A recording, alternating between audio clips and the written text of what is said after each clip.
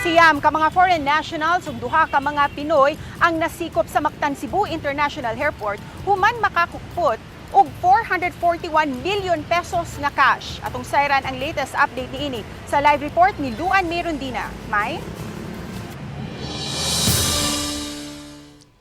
Ses gipasabot sa Associate City Prosecutor nga wa kini maigo sa tulo ka adlaw nga money ban sa COMELEC nga nagsugod niadtung May 10 sa tungang gabi. Ang pagka-intercept sa mong salapi nahitabo man niadtung May 9, 10:55 p.m.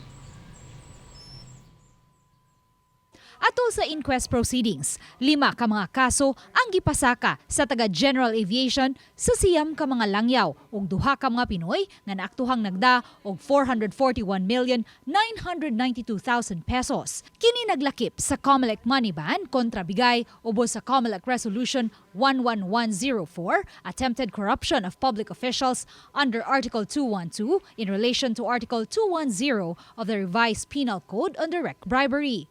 Customs Modernization and Tariff Act on unlawful exportation, violation of Article 751 in relation to Article 562 or the Alien Registration Act, ug obstruction of justice under PD 1829.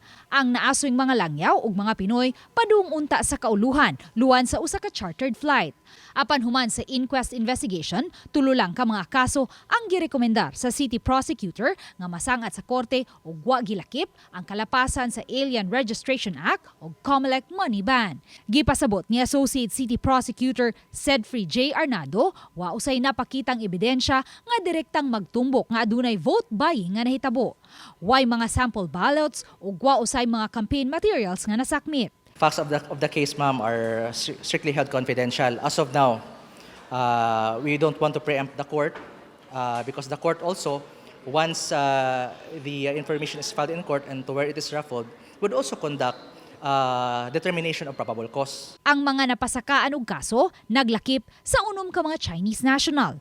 Usa ka Kazakhstan, usa ka Malaysian, usa ka Indonesian ug duha ka mga Pinoy. So I believe that the presence of these foreigners would give you a suggestion na parang pogo to.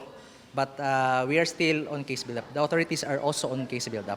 Wala na mo detalye pa ang prosecutor's office kung konektado ba sa atong gobyerno o sa laing gobyerno o baka pribadong kompanya ang duha ka mga Pinoy nga uban sa mga langyaw nga nasikop. Ses karong hapon ang schedule nga ma-raffle ang maong mga kaso batok sa 11 ka mga dinakpan. Ses? Daghang salamat, dul-an Dina.